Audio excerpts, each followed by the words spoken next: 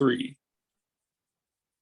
Hello and welcome to another edition of the C Squared Podcast. This is your host Curtis with my co-host Aaliyah, and we are here today with Corey and Megan from Casket Robbery, who are here to talk to us about their image, and we're also going to be getting into horror and stuff like that because that's kind of half their image anyway. So we're going to get into it, but first of all, I want to turn it over to Aaliyah, who is going to take over and ask question number 1. All right. So before we dive too deep, could you just give a nutshell version of who you are, what you do, who is Casket Robbery, for those who aren't aware? Hey, I'm Megan. I'm the vocalist for Casket Robbery.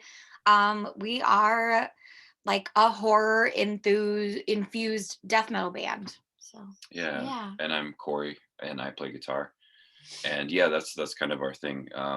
We just kind of took the best of like what we wanted to hear in death metal and combined it with horror inspired lyrics. Yeah, it seems like a natural pairing. Yeah, for sure. When did you first realize that connection and that you wanted to do a band like that? I think it just came natural because like we didn't really specifically start off with that intention. It was more like we just started writing music that we wanted to see people like that would be a little more heavy and that people would go crazy to. And then the lyrics just kind of started, they were kind of all over the place in the beginning, and then they kind of slowly started to solidify. And then when we got Megan on vocals, it was super natural because it was like she loves horror, and then we just kind of took that and ran with it. Nice. I wanted to jump in. I saw you wanting to jump in. I did. So can you kind of, well, one of you guys, I probably Corey, because he's been with the band the whole time, I would assume. What was the actual reasoning behind getting involved in like the horror image type thing, like taking that on as your thing?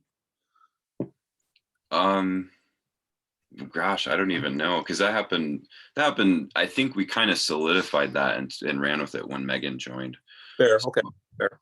So I don't know. I don't know why we went with it. It just kind of felt like the right thing to do, I guess. Yeah. I think we, like, prior to me joining the band, a lot of the songs have a lot of like serial killer elements to them, and there are like a lot of lyrically about all of that, and that's how the band kind of started getting known for. And it's just not, I guess it's not that it didn't click with me, but I find myself more like naturally towards horror movies and things like, and finding that aspect. So I think that way kind of just like we took that and ran with it. Fair. So I guess, so Megan, you're more the horror person than Corey is. I think we both are. I think just lyrically, I was able to like take it that way. Yeah. Luckily, she's good with the lyrics. I don't write lyrics for the band, but the thing that works for me really well is like trying to visualize the music part of it to match the lyrics. That's kind of how we write. Is try to make the songs like go with the lyrics, and paint like a soundscape to that. So before I let Aaliyah get back with her question, just my last follow-up on this is, so Megan, are you always going to kind of do the horror lyrics, do you think, or do you think you might at some point branch out? Or is that not allowed because of the band? That's a good question. No. Like, I don't know, one of our previous singles, probably 2 years ago, one of the first ones that I released after our EP did have like, I mean, I wrote it about Jack the Ripper in London. So it's still kind of, but that's what inspired me at the time.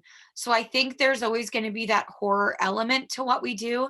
I think we kind of have that. And we also have this fun, like tongue-in-cheek horror kind of funny thing too, occasionally with the lyrics that we're known for.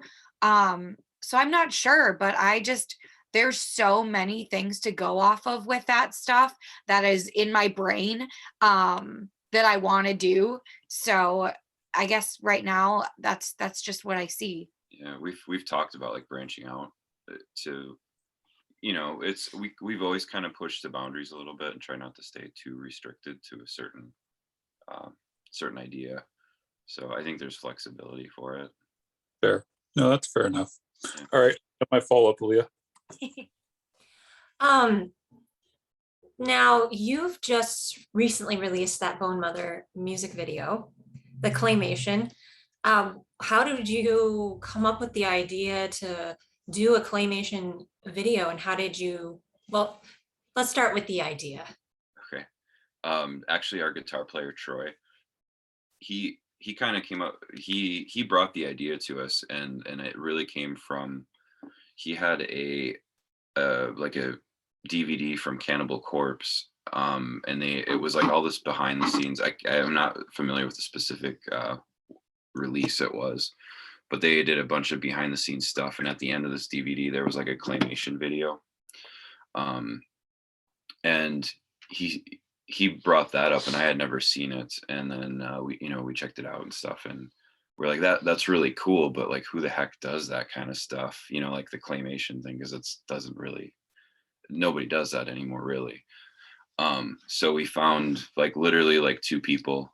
We Googled, and we found the name of the guy that did the Cannibal Corpse one, and I can't remember the name, unfortunately, but I tried to find his contact info. I couldn't find anything. And then the other one we found was from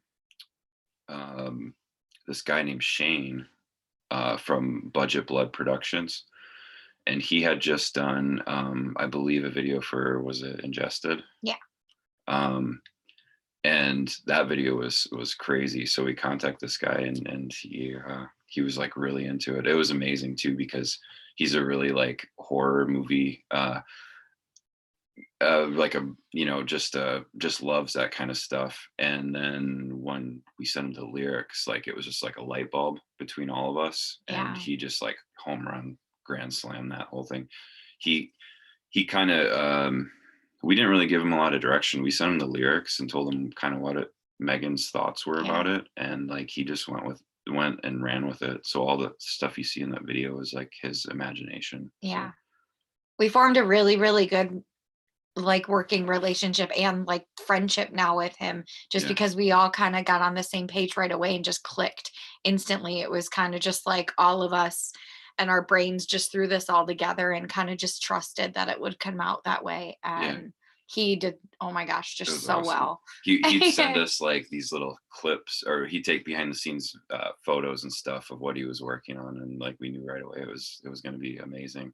And I don't know if that guy ever sleeps. I haven't asked him that yet, but like we'd get messages from him like all through the day, all through the night, middle of the night, all like every day. I'm like, I think he just worked nonstop on it. It was really crazy. But sometimes the art just possesses you, Yeah. I can imagine.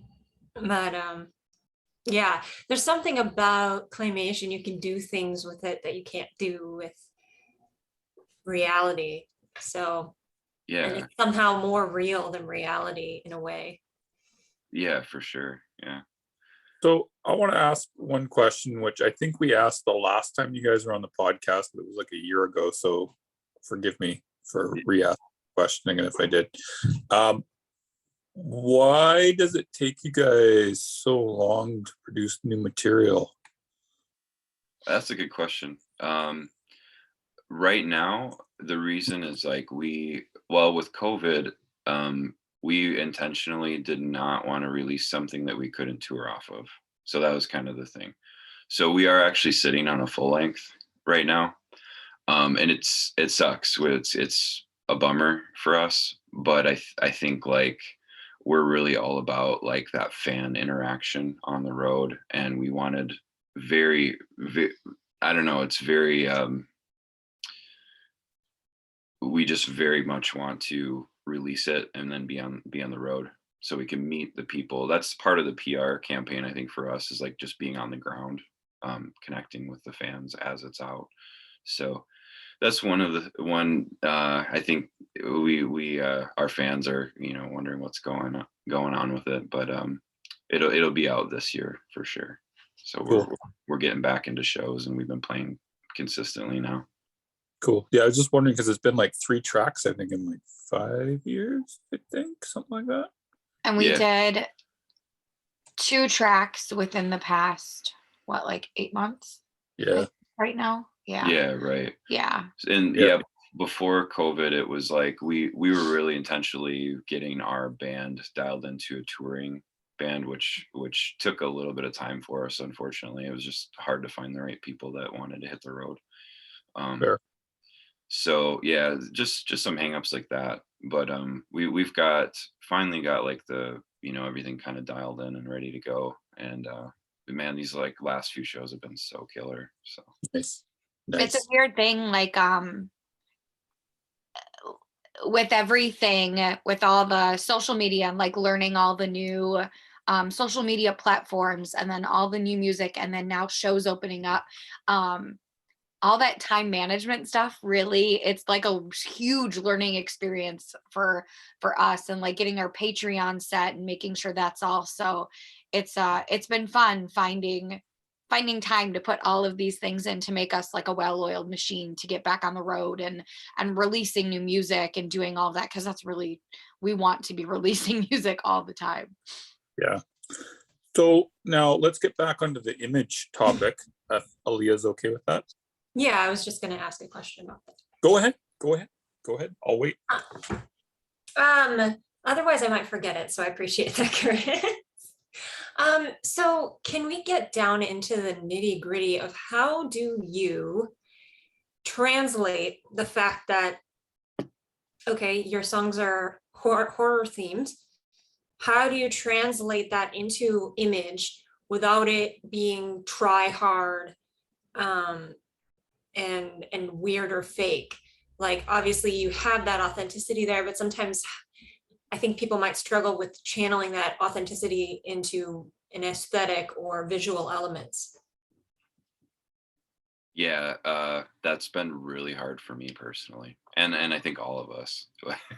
It's like there's a Megan's fine good line at it, though. between like, yeah, being that really authentic and having our branding like set and trying new things, and then there's that line of like the super cheese factor, like where you can go just riding that line, like, oh, it's starting to get a little bit cheesy, like, nope, I don't like that, like, dial it back. So the past few years have been fun, kind of trying new things and honing in on image, on branding, and finding out what works for us and really what doesn't really feel right.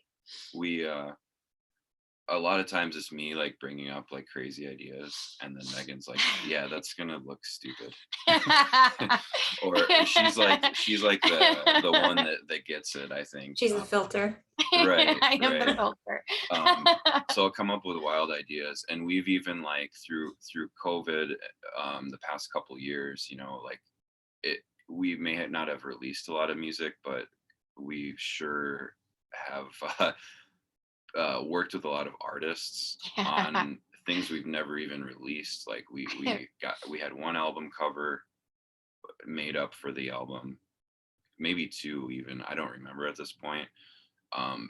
Just because of that fact, because it was like, all right, we have this idea, let's go for that. And then we'd go down that road with the artist, and it was like, this just isn't gonna work.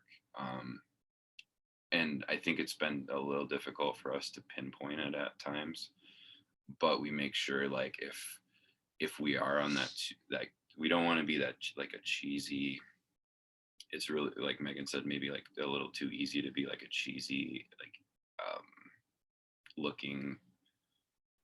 We don't want to look like we're in a horror movie from the 80s or something, you know. Like we want to look like, Not that can't work, it just Yeah, depends. I would, yeah, like sometimes. oh, I love that stuff. Yeah, I love Yeah. that. We're trying to, you know, kind of keep it more yeah, it's hard for me to even talk about. I don't know specifically what I mean, but Sure. Yeah, it's hard to articulate sometimes. yeah, Things that we know. we try to just keep it like dark, I guess. That's kind of the thing. Like just keep the vibe dark, but not cheesy. Are there any like particular directors that you find that you are drawn to, or is it just the genre in general? For me, it's just the genre in general. Yeah. See, and I'm drawn to specifically like horror movies like Evil Dead 2 and Reanimator, like the really cheesy stuff. I love that so much. It's my favorite. I think that's why it's so like it's such a learning experience for us, is because those are also the movies that we're drawn to and take inspiration from. They do have that little hint of the cheese factor, and we have to like regulate ourselves and keep ourselves in check and filter that stuff out so it doesn't get too much. But like it sometimes lyrically I'll throw in a little funny thing that a lot of people might not pick up on, but like we know, and it's super funny. Yeah. I think I try like if we're trying to we're talking about like imagery, I guess. My thing is I try to focus on like movies like Silent Hill, or there's a really good movie we watched a few years ago called The Autopsy of Jane Doe. Just like really just eerie and dark. So like that kind of imagery comes to mind when I think about what we're trying to, portray. So I have a question that so I gotta ask, so why not cheesy? I like you. I love the cheese too. So like why couldn't you guys do it? I guess is what I'm trying to ask. I think we wanna I think we want a little bit of it. And I think we do have a little bit of it. I think it's making sure we don't go like fully too far where it's not like where we're still a death metal band. Yeah. But that has what did someone call us one day? I can't even remember. But it was very like, it was like death metal with a wink is what we were called one day. And I love that. I love that so much because I think it kind of fits us perfectly. And I think we do. We have like, even in the photo shoot that we did the last time, there's like props in it that could get a little bit cheesy in there, but it also fit the aesthetic of those photos. And I think it's definitely like our trial and error right now, kind of figuring out exactly where we want to be at. And so what does that trial and error process look like? Is that like when you post on social media and you gauge how people react to it, or what does that look like? That, and I think how it makes us feel is a big thing. We are very authentic. That's really important to me, and I think us as a whole. And if it doesn't feel like it's coming from us authentically, it's not something I just want to do. So like whether it's trying different makeup on stage, something like that, doing something different in a photo shoot, things like that, adding to our stage show in certain little aspects, which we've been incorporating a lot more recently, trying to add to our whole aesthetic. So that's kind of what it is. Yeah, gauging fan reaction, we ask for a lot of input from our Patreon backers and from our fans in like our Discord and our Facebook group pages. That's super important to us, getting feedback from them on what they're liking, what they're seeing, if they contribute in any way, stuff like that. Yeah, we did that with our when we redid our logo. That was really cool. Yes. We asked the fans because that was like touchy subject for us. And they said that we dropped in, we made like probably 8 or 9 different logos. Yeah. And they said like, we dropped a few in there, and they're like, those suck. I'm like, yeah, I kind of thought so. I'm glad you have the same idea. and then when we all like, even when the band felt right with the one that we went with now, we were like, this is it. We sent it to a few of our fans, and they're like, yeah, that's so cool. So yeah, we'll just, I don't know, a lot of different stuff like that. We'll kind of do behind the scenes a little bit. So I wanted to ask, how do you kind of bring the image into the live setting if you do? Yeah. Well, right now, so like with the latest photo shoot we did, we kind of played off this like, and even the video for the hideous kind of has like these creepy hands coming up. Remember? So we did like and my nails are even painted black, but we do like a little bit of black hand paint on stage. Mhm. And then Megan's always had a little bit of Face makeup face stuff. makeup, yeah, to kind of just set that. The clothes that we do Clothes are changed, like ripped, kind of grungy looking. So Mhm. it kind of looks like we're like coming up from the grave or something like that. It kind of, we just look a little bit like that without like going like full zombie makeup or something. Mhm. So it just sets a little bit of a mood. And then like coming up, we have like stage lighting that we're going to be getting to kind of accent like certain colors and stuff. Nice. Cool. Yeah. Over to you, Aaliyah. There we go. I'm like having trouble unmuting myself. So I had a question. Hold on. So how do you think that can translate to maybe other bands that don't have a specific theme? Like, are there any tips that you would give people that you feel could apply to them anyway, even if they aren't a themed band? I think the biggest thing to keep in mind is like routing back to being authentic and stuff, that if something doesn't feel right or anything like that, it's not going to feel right on stage. It's not going to translate well. If you're not feeling right about it, that's going to come across. I don't know. I think That's a really good tip. People need to be in tune with that. And that means that's like a thing related to lying to yourself about anything. And it's like you kind of get that sort of weak feeling inside, you're lying to yourself. Yeah. And that can apply to this, I think. Like Yeah. when you're talking about, you just listen to how you feel, listen to your heart. Yeah, that's a huge thing, and we've done that. Luckily, like from the start of this band, it's always been like always follow my gut or my heart or whatever. And if something doesn't feel right, don't do it. It's like if and trust me, we've had 1,000 people tell us like, oh, you need to go dress like Marilyn Manson. You need to have the zombie makeup. You need to bring a big casket on the stage. You need to do this and that. And it's like, at the end of the day, like if I went up on stage and I was wearing like a Halloween outfit and makeup and stuff, I just wouldn't be enjoying it. Like, and for us, it's like the music is supposed to be kind of really like the focal point of what we're doing, like the eerie feeling of, I think it varies. Like you have to know what you want as a band and how you want to come across, because that works for so many bands. right. And like having their own aesthetic, and maybe you're going on stage and acting, and part of what I'm doing on stage too is I get to be this terrifying creature, and part of that is maybe just inside coming out or acting, but it really, you have to be in touch with how you want to come across and kind of stick to your guns that way.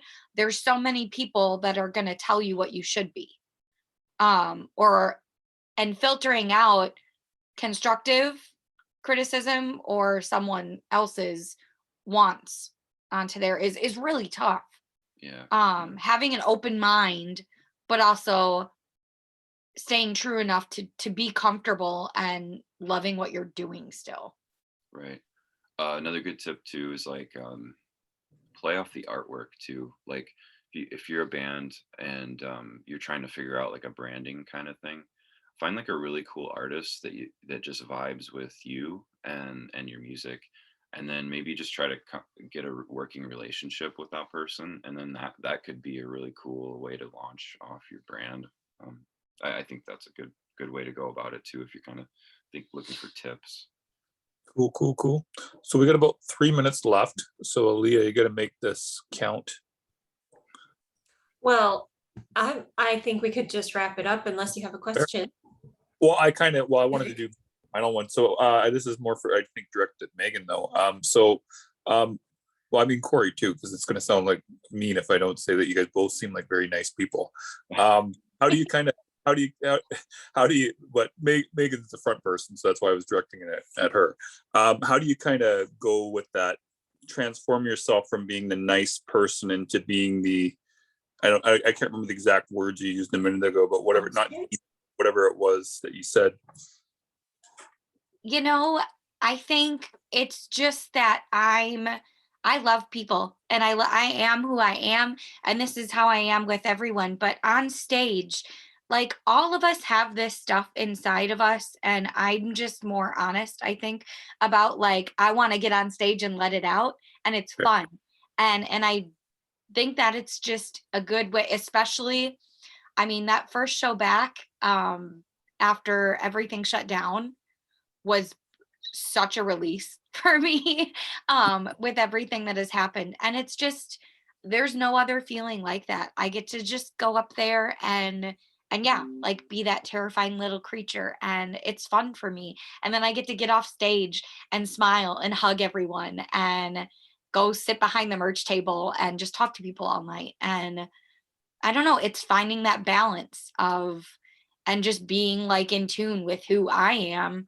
And I think that just adds to, you know, our brand, our image, all of that stuff too. Fair enough. Cool. So I think that's all I got. Aaliyah? Yeah, that was a really great conversation. Do you have any, like, where people can find you? Tell us what's coming up next, what people should be looking for. Yeah, CASKETROBBERY.com. You can find everything, all the links. And we're on all social media at Casket Robbery.